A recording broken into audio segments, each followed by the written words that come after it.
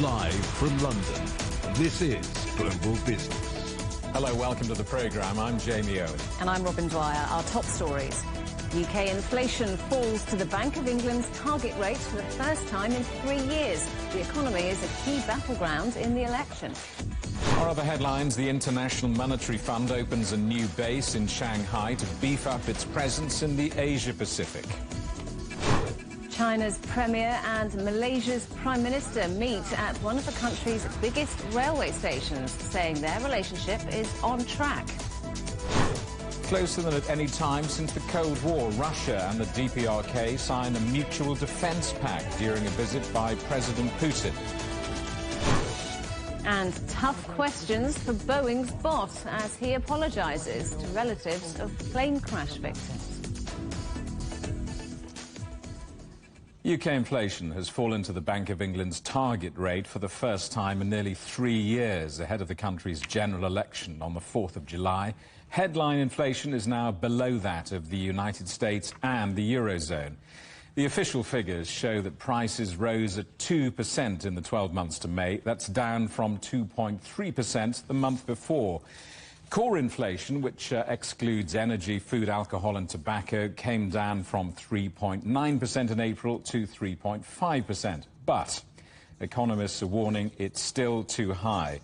And that's one of the reasons why the Bank of England is expected to keep interest rates at 5.25%, a 16-year high, for the 7th meeting in a row. Well, the economy and the cost of living has been one of the key issues in the run-up to the UK general election. Let's talk to Mark Oswald, Chief Economist and Global Strategist at ADM Investor Services. Mark, welcome back to the programme. Good to see you. Is it time to open the champagne? How significant is it for the UK economy to have hit 2% inflation target for the first time in nearly 3 years? Well, it's certainly welcome, but within the detail, there is a lot of divergence, and that's really where the problem lies.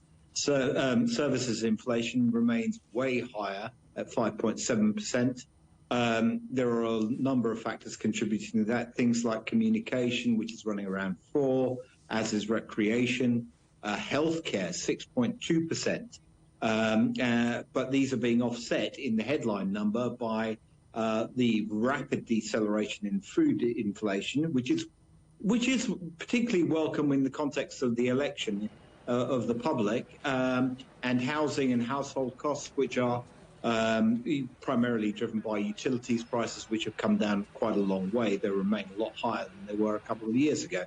So it is welcome news. Is it good news for the Conservative Party? Probably not, because there are any number of other issues, including an overall hangover from the inflation that's been there. It's great that it's come down now, but for a number of years, households have really been struggling.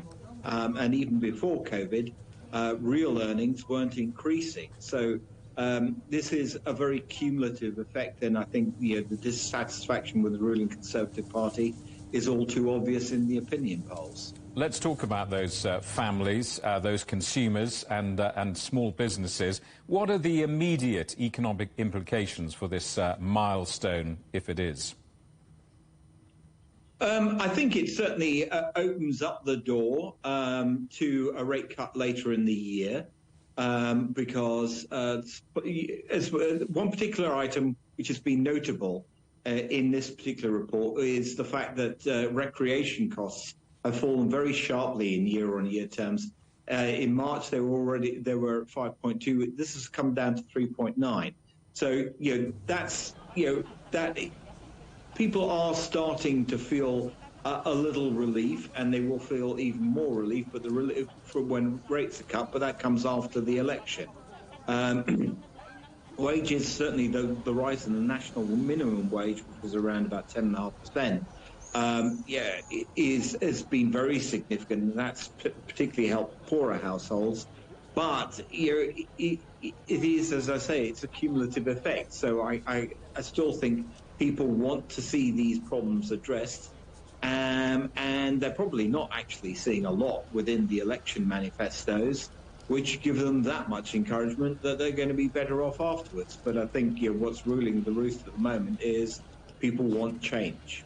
Brits love comparative analysis, so the UK's headline inflation now below that of the United States and the Eurozone. What does that indicate, if anything, about the UK's economic conditions relative to those regions? Well, I think it's, the downward pressure on particularly the non-discretionary items, it indicates just how much pressure there is on households. Households have been reining in their spending because of it. So there's no doubt about that. The fact that it's below the US, well, actually it's not really. If you use the same consumer price index that is used in Europe and the UK, then the US is also at 2%. But it doesn't really matter. I think it's really the hope that it gives of some cuts in interest rates, above all mortgage rates, as we go through the rest of the year, which will perhaps give households a little bit of relief, particularly now that rental prices aren't skyrocketing in the way that they have done over the past 2 years. Let's just briefly talk about that other British national enjoyment, bashing the French. The UK stock market, London, has overtaken Paris as Europe's largest stock market. Why has that happened? How significant is that for the UK? I think this needs to be put in a different perspective. France overtook the UK because after Brexit, basically a risk premium was attached to UK equities. And now that same sort of risk premium is being attached to French equities. In other words, it's basically both markets have contracted in size. It's just that recently France has contracted rather more. So that actually sends a rather negative signal, particularly when one thinks about the market capitalization in the UK and market capitalization in France being massively dwarfed by the big tech companies in the US. Companies like Nvidia have a market capitalization that is within the UK stock market, the French stock market, the German stock market, and that really tells you quite a lot about the prospects for those economies.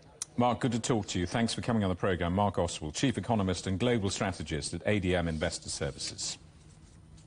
China's central bank governor and top securities regulator have been giving briefings on the financial sector and capital markets.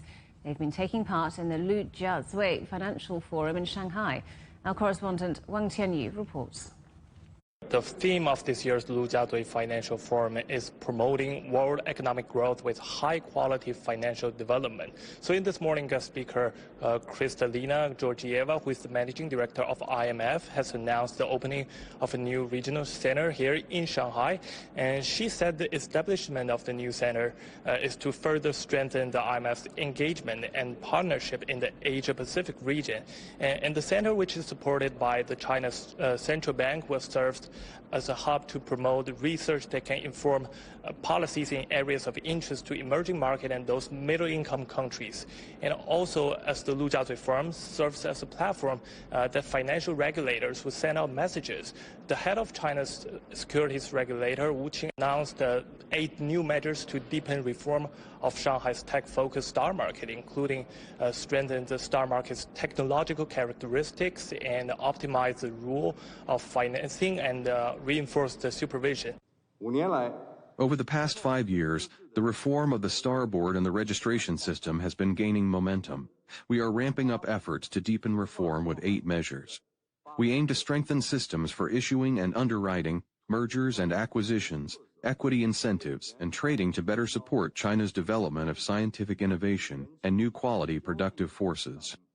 And speaking of this, Wu also mentioned that the China Securities Regulation Commission will strengthen regulations of all financial activities. It shows the Chinese government's ambition of cracking down on market misbehaviors. So the Lu Jiazui Forum has gathered government heads, scholars, and corporate executives here.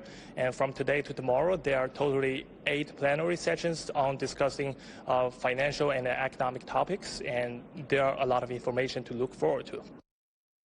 Chinese car manufacturers have urged Beijing to increase tariffs on European petrol vehicles in response to an EU plan to impose anti-subsidy duties on Chinese electric vehicles.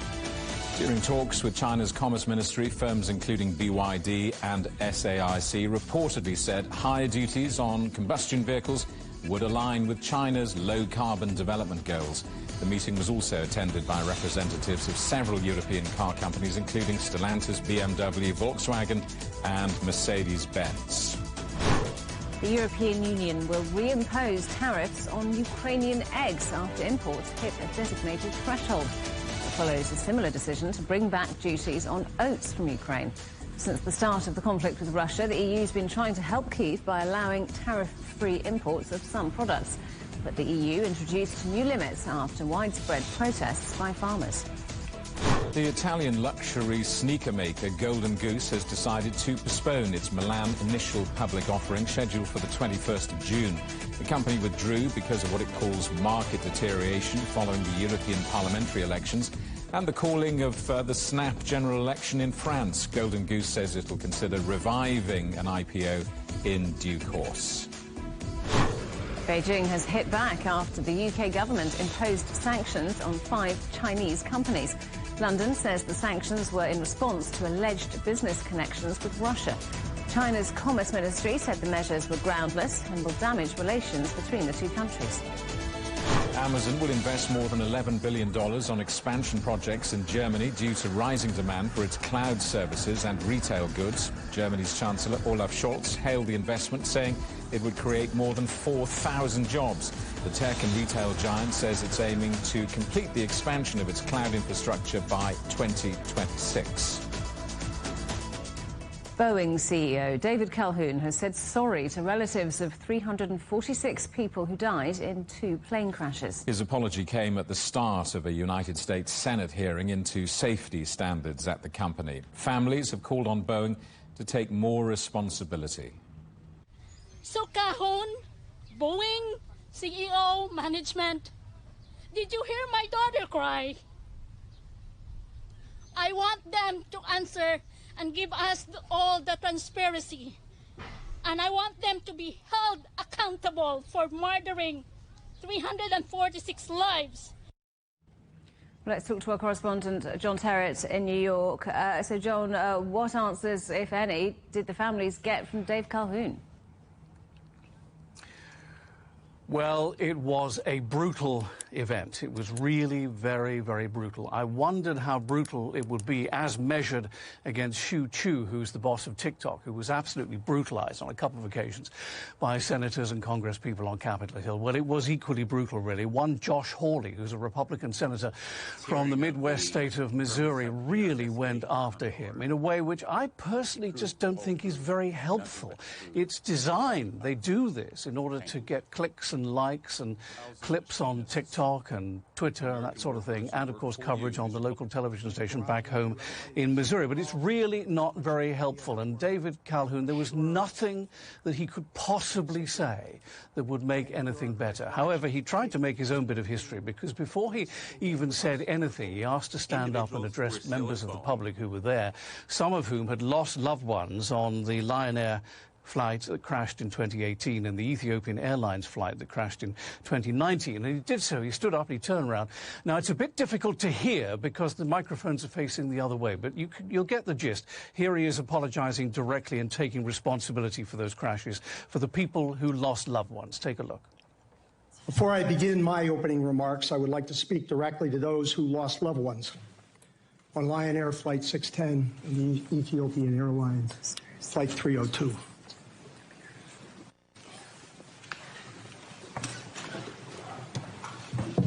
I would like to apologize on behalf of all of our Boeing associates spread throughout the world, past and present, for your losses. They're gut-wrenching. And I apologize for the grief that we have caused. And I want you to know we are totally committed in their memory to work and focus on safety for as long as we're employed by Boeing. So again, I'm sorry. Well, he then sat down, and what happened next was not at all edifying for him either, because Richard Blumenthal, who's the chairman of the committee taking this hearing, then said to him, look, we asked your company Boeing for answers, and all we got was gobbledygook, and he raised a document.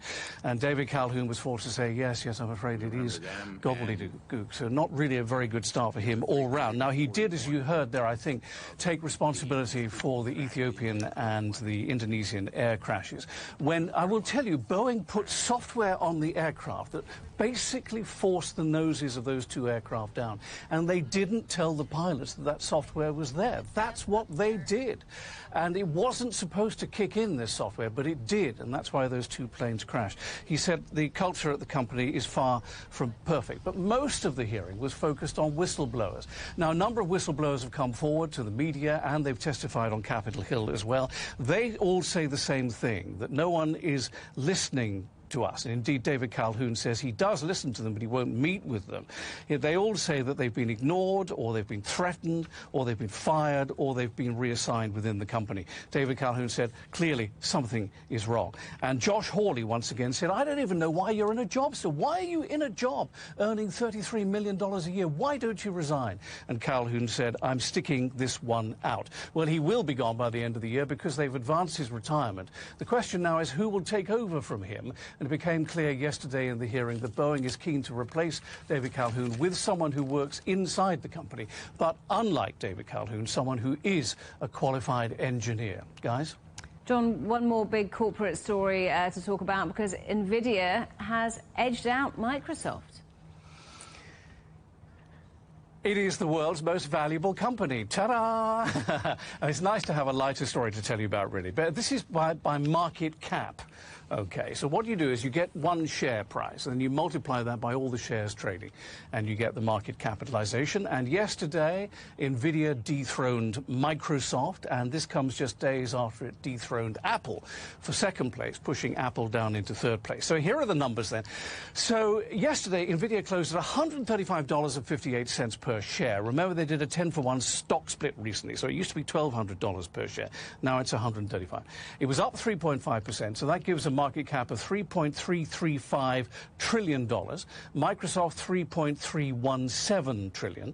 And Apple was down 1% yesterday to $3.286 trillion. So it goes NVIDIA, Microsoft, Apple now. This is happening because of these high-end processors that NVIDIA is knocking out. They're moving from the Blackwell suite of chips to the Rubin suite of chips. And it all adds to Gensanity, which is the word we give to Jensen Huang, who's the boss of NVIDIA, whose wealth has gone up exponentially in the last 2 years. He's now the 13th richest man in the world, knocking Michael Dell from Dell Computers down one. So there are 12 people ahead of Jensen Huang who are richer than he is at the moment. And his personal wealth has gone from $60 billion to just over $100 billion in the last 2 years, all because of AI. And that is truly Gensanity. John, thank you very much. The correspondent John Tarrant there in New York. You're watching CGTN, still ahead. Closer than at any time since the Cold War, Russia and the DPRK sign a mutual defense pact during a visit by President Putin.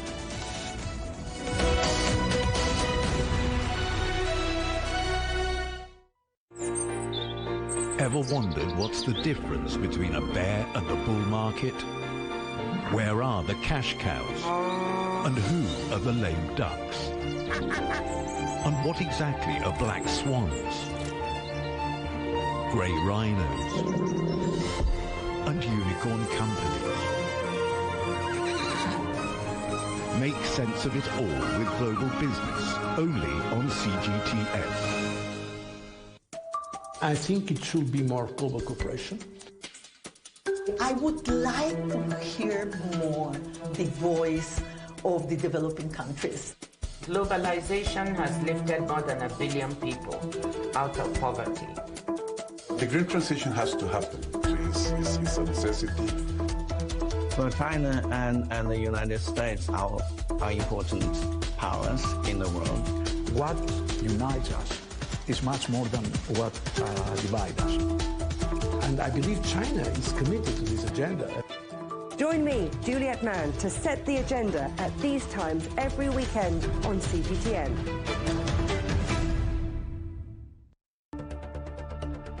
Events have consequences. Words create impact. One more offensive in a long line of battles that's been ongoing for more. Just got to be careful here with some gunshots. Excuse us. The world today matters for your world tomorrow. The number of casualties is growing quickly. Why, this is one of the hardest hit towns in the region. The world today, every day on CGTN.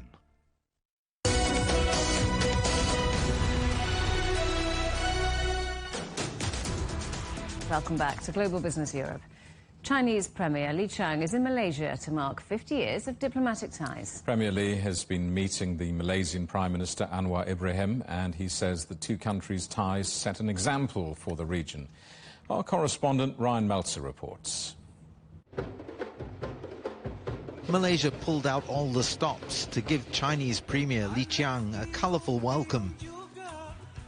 Li and Malaysian Prime Minister Anwar Ibrahim launched the construction Wednesday of a key station on the 665-kilometre East Coast Rail Link, a project that symbolizes the expansion and deepening of China-Malaysia cooperation in recent years. The East Coast Rail Link is a flagship project between China and Malaysia under the Belt and Road Initiative. It is also the largest single infrastructure project undertaken by Chinese companies overseas. It's being built by the China Communications Construction Company, CCCC. Once it's completed, CCCC will jointly manage and operate the rail line with its Malaysian counterparts, making this a true partnership. May I also thank them for their efforts in training, in transferring technology, and giving the opportunity for the local players to be exposed to the new technology and upskill their capabilities. The rail link will create a land bridge between the biggest West Coast port to a port and industrial park on the East Coast, both of them China-Malaysia joint ventures. The aim is to spur development and bring much-needed jobs to the entire East Coast region. Malaysia was among the first countries to enthusiastically get on board with the Belt and Road Initiative, and the East Coast Rail Link is the standout result of that decision. Once the East Coast Rail Link is operational by the end of 2026, it's expected to provide greater opportunities for China-Malaysia cooperation in tourism, logistics, industry and human resources in the decades ahead. Ryan Meltzer, CGTN, Gombak, Malaysia. Zafrul Aziz is Malaysia's Minister of Investment, Trade and Industry. He told me that Kuala Lumpur aims to attract more Chinese investment in green and digital sectors. If you look at when the perspective of trade and investment, for example, China has, in terms of relationship with Malaysia, has grown even stronger. Last year was the 15th consecutive year where China is Malaysia's largest trading partner, and when it comes to investment, China remains one of the top investors into Malaysia when you talk about FDI. So what are you hoping to achieve from Premier Li Qiang's visit? Well, today we had 14 MOUs being signed. Of course, we had the second cycle for the 5-year economic and trade cooperation between Malaysia and China. At the same time, we signed a memorandum of understanding when it comes to digital and green technology and investments, among other things. And at the same time, tomorrow, both the Prime Minister Anwar Ibrahim and Premier Li will be witnessing many MOUs between businesses from Malaysia and also from China. So we are hoping that we continue to see trade flows between the two countries increase, and so when it comes to investments as well. What about the Belt and Road Initiative? What kind of impact has that had on Malaysia so far, and how do you see that progressing? For Belt and Road, it's now our 11th year, Robin, and today, in fact, Premier Li visited one of the train stations because we have a train service or railway service, both cargo and as well as for passenger. This is a very important project, infrastructure project for Malaysia. And not to mention, we also have, under the Belt Road Initiative, we have the Twin Industrial Park between Malaysia and China. And today, during our discussions, we agreed that we should have multiple twin parks instead of just one twin park with China to promote industries or businesses, investments between the two countries. And Malaysia has also just said it wants to join the BRICS group of countries. What's behind that decision? Well, if you know, Malaysia is a very open economy. We are a small trading nation. Trade to GDP is around 130%. We have 14 multilateral and bilateral agreements, FTAs, such as RCEP, RCEP with China as well as one of the parties to that. We are members of CPTPP. Of course, we have ASEAN-China FTA as well. Of course, there's many economic cooperation, economic bloc that we are in. For example, APEC, where China is also in it, and IPEF, etc. So for Malaysia, it's natural that we also look at BRICS as well. You know, we're looking at economies of the global south. UAE just joined, as you know, and so has Egypt, and Thailand also in the process of joining. So we feel that it's time for Malaysia to consider and to discuss whether we are able to also be part of BRICS. Russia and the DPRK are now closer allies than at any time since the Cold War. A visit by President Vladimir Putin saw the two countries sign a mutual defense pact against what Putin described as aggression. His trip concluded after talks with DPRK leader Kim Jong-un. Our correspondent Jack Barton reports from Seoul. Arriving a day late in Pyongyang and shortening what was to be a two-day visit to one, Russian President Vladimir Putin was nonetheless met with an embrace by DPRK leader Kim Jong-un at the airport before they embarked on 9 hours of red carpet diplomacy that included a military parade, intimate face-to-face talks and a full summit sit-down. At the summit, Putin and Kim signed a comprehensive strategic partnership treaty, which Russian state media says contains a mutual defense pact, formally committing each to the other's defense in time of war. Putin also said Russia would not rule out giving the DPRK military technical assistance, while Kim Jong-un said relations between Moscow and Pyongyang have now been formally upgraded to the level of an alliance. The treaty has sparked concern in Seoul, where officials are already worried that shipments of DPRK artillery to Russia are being repaid with help for Pyongyang's missile program, and that relationship could deepen into broader military cooperation. The leaders met last September when Kim Jong-un toured rocket facilities in Russia's Far East. The latest summit also included an invitation from Putin to Kim to visit Moscow sometime soon. Jack Barton, CGTN, Seoul. Andrei Kortunov is the academic director of the Russian International Affairs Council. I'm sure that over last 20 plus years, Vladimir Putin received many invitations to pay a visit to DPRK. However, he avoided such visits. Apparently, he was concerned about irritating Washington, Tokyo, and Seoul.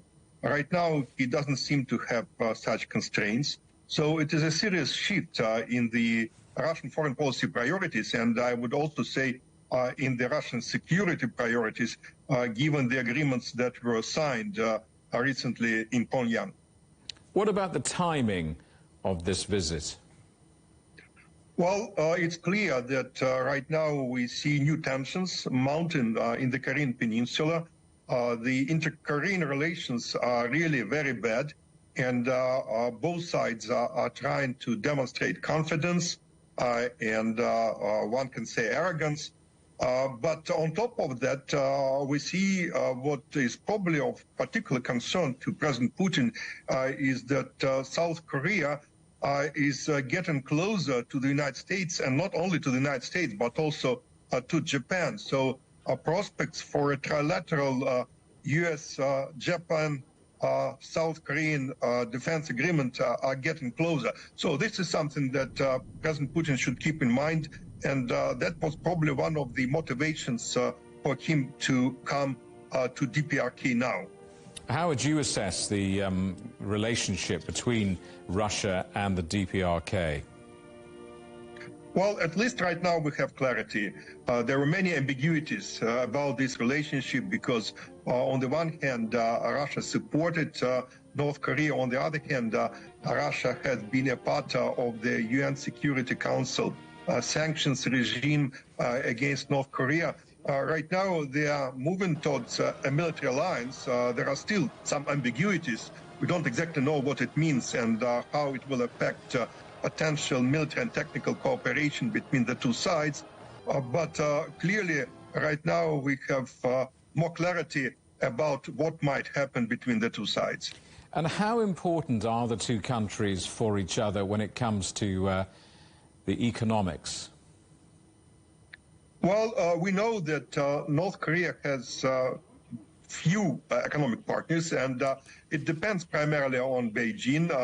Beijing provides a life support system, if you wish, to North Korea.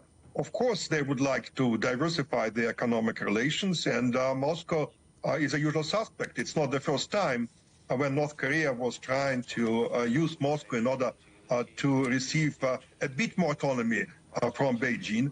On the other hand, there are some real opportunities in this relationship. I think that to some extent, Russia might bring to North Korea what North Korea really needs in terms of energy, transportation, logistics, maybe also in terms of high-tech or communication technologies. You can get highlights from the week's news in Europe and China direct to your inbox from CGTN's Storyboard email newsletter. Sign up at europe.cgtn.com/newsletter. You're watching CGTN. Still ahead, the escalation warnings grow louder. Israel says its army has drawn up plans for an offensive against Hezbollah in Lebanon.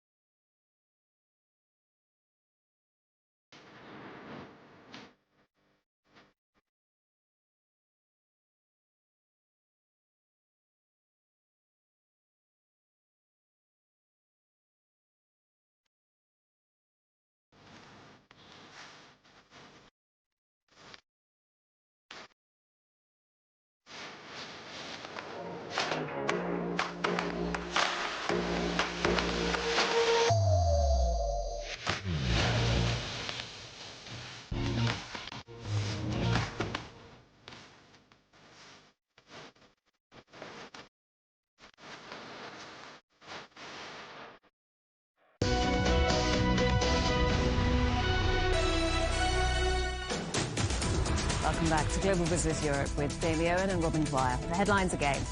UK inflation falls to the Bank of England's target rate for the first time in 3 years. Our other headlines, the International Monetary Fund opens a new base in Shanghai to beef up its presence in the Asia-Pacific. And China's Premier and Malaysia's Prime Minister meet at one of the country's biggest railway stations, saying their relationship is on track.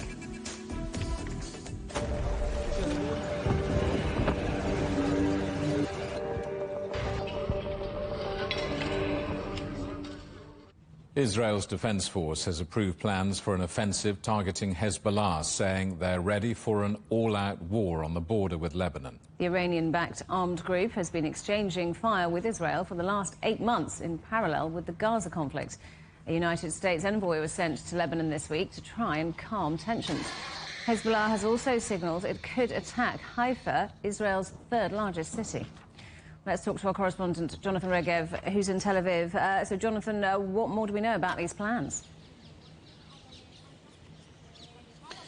We know that the threats have gone up a level today. We've been hearing threats for quite some time. They've gone up a level today. Just about 2 hours ago, Hezbollah leader Hassan Nasrallah delivering a speech. And in that speech, he's saying that if a war breaks out, if Israel decides to go on a war, Hezbollah, he says, is ready and will engage in full battle. The plans to invade Israel, to invade the Galilee, are still on the table, according to Hassan Nasrallah. This is something that his organization can do. An interesting aspect coming in his speech is a threat towards Cyprus, saying that the military airstrikes in Cyprus and the neighboring island are used by the Israeli Air Force for training, and as far as Hezbollah is concerned, is also used for operational reasons. Therefore, says Nasrallah, if a war erupts and Israel operates out of Cyprus, then Hezbollah will see Cyprus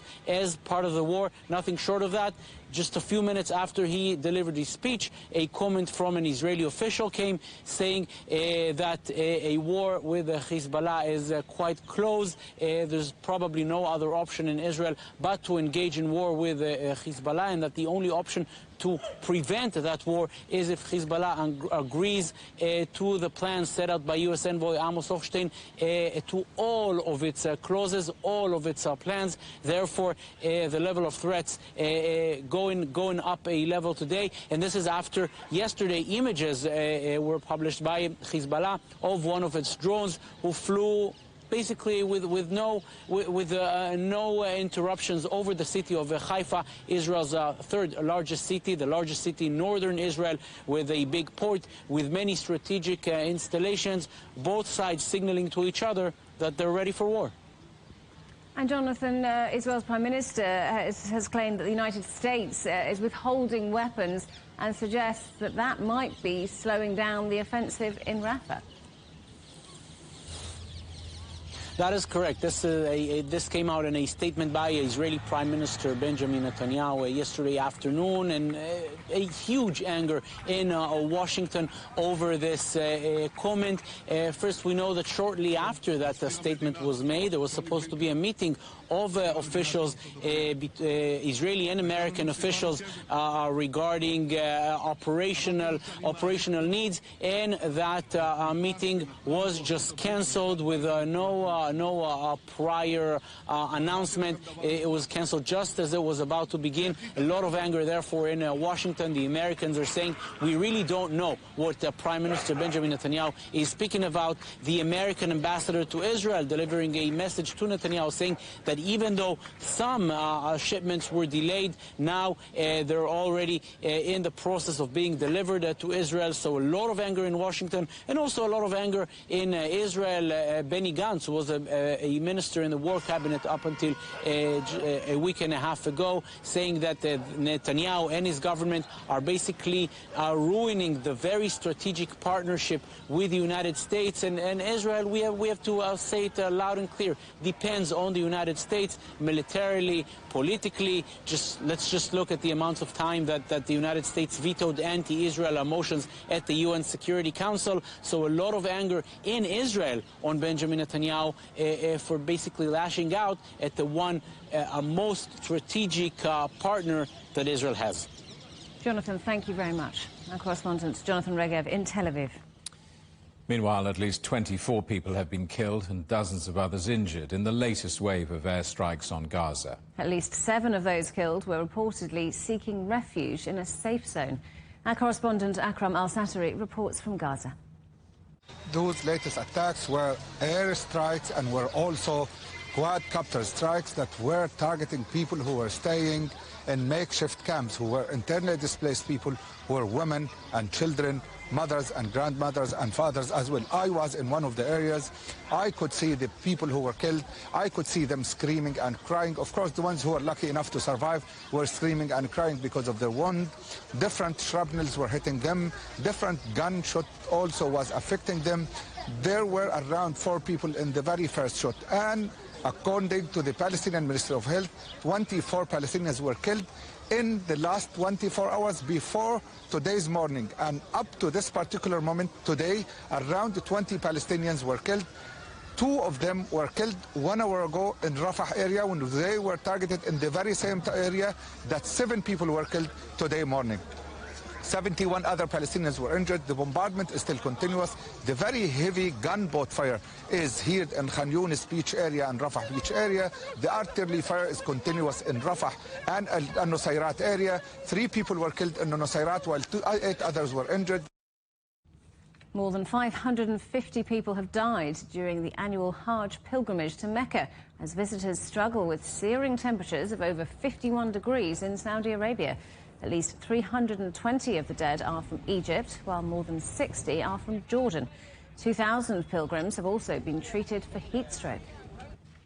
India is bracing itself for prolonged blackouts amid a searing heat wave there. The capital, New Delhi, sweltered through its hottest night in 6 years on Tuesday, with hospitals reporting at least 5 deaths from heat stroke this week. Engineers say the increasing use of fans and air conditioners is placing serious strain on the power grid. Beijing says it's allocating more than $126 million of emergency relief funding for drought-hit northern regions and flooded areas in the south. Heat waves have swept across northern China with yellow temperature alerts issued for the last 13 days. Rainstorms in southern provinces have triggered mountain landslides, killing at least 13 people in Guangdong and Fujian. Wildfires in California have spread rapidly with high winds hampering firefighters. But fires near Los Angeles are now being brought slowly under control. Our correspondent Adis Tianchan reports. This tire shop somehow escaped damage when a fast-moving fire roared through, but dozens of cars and inventory were not so fortunate. In just 4 days, the so-called post-fire has already burned more than 6,000 hectares, nearly 15,000 acres, fueled by strong winds reaching 80 kilometers per hour. It was taking embers up to a mile away with a probability of igniting another spot fire with a probability of 75% chance. Fire crews made significant progress overnight as they reached 24% containment. But it's those windy conditions that are also complicating the firefighting efforts on the ground. It's hard for those helicopters when it's windy to make effective water drops. So you need firefighters to go direct, go stump by stump, branch by branch, and extinguish those ambers. But there are several areas of steep terrain that are hard to reach. The growing wildfire in northern Los Angeles County is the first major blaze of this wildfire season. It's much earlier than previous years, largely due to hot temperatures and dry conditions. Fire officials worry extraordinary rainfall over the winter has led to lavish vegetation in wildlands that could turn into fuel for more intense fires in the coming months. Officials say the fire is expected to be contained when the winds die down. In the meantime, fire resources are stretched across the state as California is currently battling a total of 14 different blazes. California, right now, we are considered the largest wildland fire right now. So when we knew we were going to have the hot, dry Santa Anas, we were able to order a team that brought in the resources and brought in over 1,500 firefighters. Unfortunately, Napa County and in Northern California, they have 2 big, large wildland fires that are over 1,000 acres right now. They will need the resources as well. Climate scientists are predicting California's hot and dry conditions to intensify later in the summer, which could mean a prolonged wildfire season. Adis Tianchan, CGTN, Los Angeles. South Africa's President Cyril Ramaphosa has been sworn in for his second term in office. His inauguration comes after his party, the African National Congress, received less than half the vote in last month's election. The ANC, which has been in power for 3 decades since the end of apartheid, has formed a so-called unity government with opposition groups. Ramaphosa called on supporters to back the coalition. Our correspondent Yulisa Njamela reports. Thousands of ordinary South Africans gathered at the Union Building lawns early in the day, braving a chilly morning to witness the inauguration. The inauguration ceremony was attended by a number of dignitaries and heads of state, mostly from African nations, including several kings and queens. Other countries from around the world were represented by their ambassadors and high commissioners. I, Matamela Cyril Ramaphosa, swear that I will be faithful to the Republic of South Africa. After taking an oath to serve as the president for the second term, President Cyril Ramaphosa pledged to work with everyone to find solutions to the country's challenges. Congratulations, Mr. President. Thank you. His political party, the African National Congress, lost its majority that it has held since the end of apartheid, forcing the party to form a government with other political parties. As leaders, as political parties, we are called upon to work in partnership towards a growing economy, better jobs, safer communities, and a government that works for all the people of South Africa. From across the political spectrum, parties have answered this call, understanding that no party can govern alone and make laws alone. These parties have agreed to work in partnership to employ their talents for the good of the country and the progress of the people of South Africa. After this inauguration, President Ramaphosa will announce his highly anticipated cabinet, consisting of members of parliament from various political parties that have agreed to join the government of national unity. Yolisa Njamela for CGTN in Pretoria, South Africa. European elections have come and gone, but the EU's top jobs still need to be filled. Earlier this week, leaders postponed a deal on how to divide up the roles. Incumbent Commission President Ursula von der Leyen is tipped to keep her position, but she still has to secure support from a parliament that has shifted further to the political right. Our correspondent William Denslow reports. Now celebrate tomorrow work. Once again, the European People's Party is the dominant force in the European Parliament. But for Commission President Ursula von der Leyen and her EPP group, the election process isn't over. We are the strongest party. We are the anchor of stability, and voters acknowledged our leadership during the last 5 years. But the EPP remains well short of an absolute majority of 361 seats, meaning it will, once again, have to form a governing alliance. The centrist coalition of the past 5 years comprised of the EPP, the Socialists and Democrats, S&D and Renew. Between them, they dominated the parliament, with 417 out of the 705 available seats. After this month's election, the so-called Grand Coalition has seen its stake dip to 406 out of the 720 seats now available for the next legislative session. With less room for manoeuvre, speculation has grown over whether the EPP will need to forge fresh alliances with those further out on the political spectrum. But working with the far right is a red line for some of the EPP's traditional allies. Defence, competitiveness, green transition and the dual transition, digital transition will be important. And anyways, they will need us, so we will set up the agenda with these priorities and then we will start the negotiations. Negotiations are also ongoing over who will get the EU's top jobs. It's the 27 EU leaders convening as the European Council that have the biggest say. The Council convened here on Monday for an informal dinner. Included on the menu who should be European Commission President, the Council's next President and the EU's top diplomat. Candidates are picked by the Council based on each leader's national and ideological motivations. There's a whole package to be discussed, but when I see the names, I must say the emerging consensus so far, and let's see where we get tonight, is positive.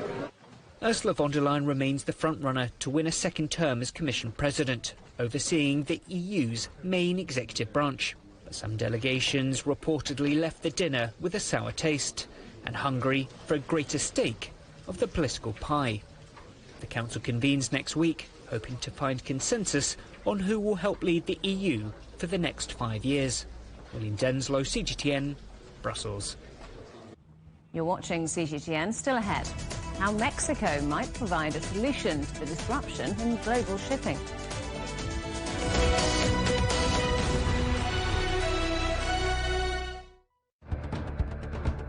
Events have consequences. Words create impact. Unprecedented scenes that we saw. The cleanup operation is now well and truly underway.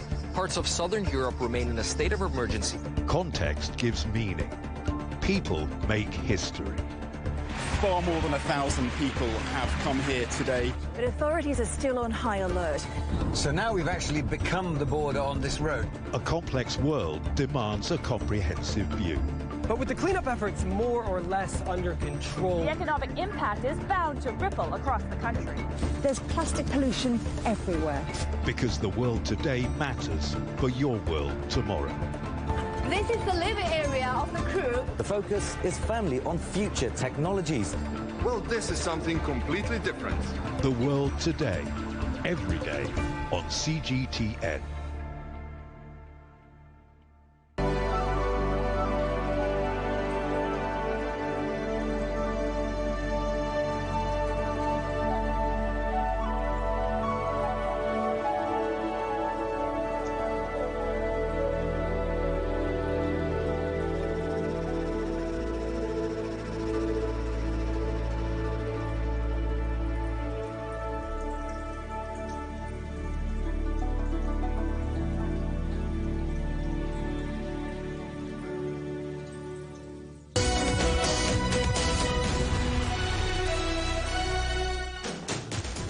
Hello, welcome back to Global Business Europe. Global shipping continues to struggle with disruption from war and drought.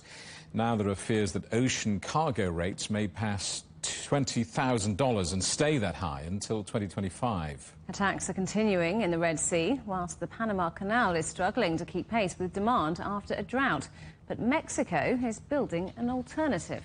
Our correspondent Alistair Baverstock reports.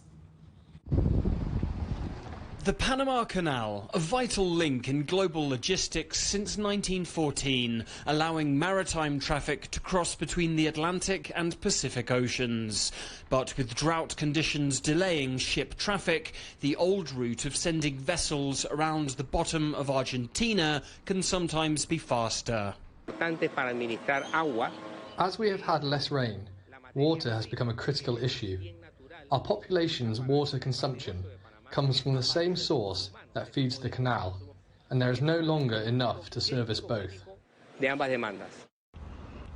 While the Panama Canal at full capacity should permit 36 crossings per day, those numbers have dropped, and at its worst, some ships have had to wait more than 3 weeks offshore for a crossing slot. The shipping industry may want to look to Mexico. This is the Interoceanic Train project. Its cargo lines still under construction.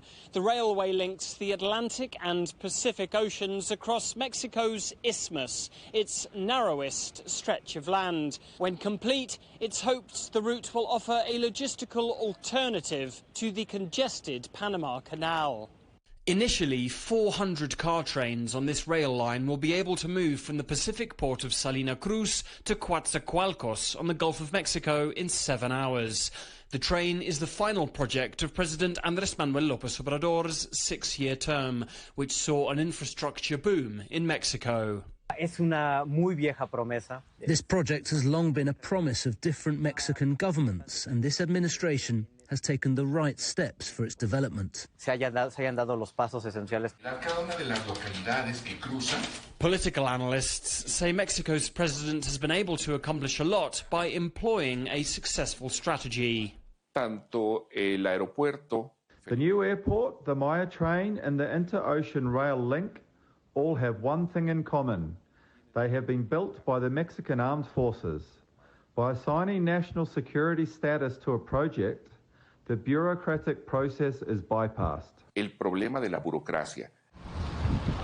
If operations begin as planned in September, shipping containers will be moving between oceans here before President López Obrador leaves office.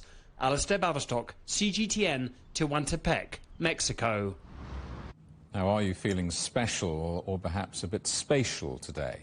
Virtual reality is the talk of the town at the Augmented World Expo in California.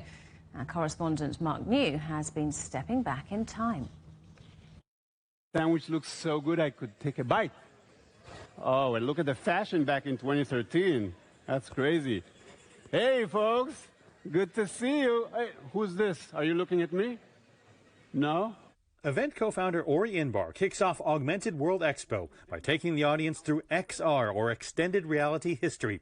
That includes a flashback to a year ago when AI was perceived to be diverting investment money away from the augmented reality industry.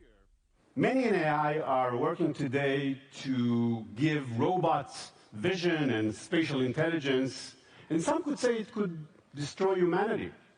But if we all focused on giving humans AI powers by combining AI and XR and keeping humans in the center, we'd make AI more useful and maybe less risky. So my new slogan is AI Heart XR. Inbar points out that XR is now a $35 billion market, the second fastest growing tech sector next to AI. He says that products from big tech companies, which includes Apple's Vision Pro and Meta's Quest VR headsets, are all in a tight race to lead the extended reality market. Some of the companies at Augmented World Expo are revealing their technologies to the public for the very first time, including Distance Technologies from Finland, which is going to show me a new mixed reality technology. Okay, I'm ready for the headset. Put it on. There's no headset, and that's the incredible thing. We created a technology where true mixed reality is capable now to reveal it to yourself without a headset. Our video cameras can only capture a small sense of what I'm seeing. Without any eyewear, Distance Technologies software transforms an ordinary screen into an immersive one with a true sense of depth. So what we have achieved is pixel-perfect depth for each individual pixels. So what this means is that what the image that is projected on top of any transparent surface is basically has true depth and distance. As the auto industry moves toward higher-level self-driving experiences, Makinen says their tech could be used to fill an entire windshield, providing enhanced night vision. Instead of glancing at a separate screen, a driver could answer calls in front of them and be warned of any incoming objects with precise warning distances. As we have discussed with automotive OEMs, that is like opening now a totally new dimension for the user experience of driving a car. Makinen believes their technology could be extremely useful in a plane cockpit or even for another mode of futuristic transport, flying cars. But in the future, if you could see these while you're flying in a 3D kind of like alleys that you need to follow, different heights where you need to be at a certain place and time, these kind of things become much more easier to understand, ultimately driving safety and situational awareness. Mark New, CGTN, San Francisco. And finally, visitors to Kew Gardens in London have had the rare chance to smell a flower that stinks like rotting flesh. On Tuesday, the Titan Arum plant, otherwise known as the corpse flower, burst into bloom, giving the public a chance to sniff its stench. The flower only emerges once every few years and starts to wilt within 48 hours. Scientists say that its pungent scent is designed to attract pollinators from up to a kilometre away. The headlines again. UK inflation falls to the Bank of England's target rate for the first time in 3 years. The International Monetary Fund opens a new base in Shanghai to beef up its presence in the Asia-Pacific. And China's Premier and Malaysia's Prime Minister meet at one of the country's biggest railway stations, saying their relationship is on track. And that's it for Global Business Europe. Thanks for watching. Coming up next on CGTN, it's Africa Live. We'll see you again tomorrow, same time, same place. From all of the team in London, it's goodbye. Goodbye.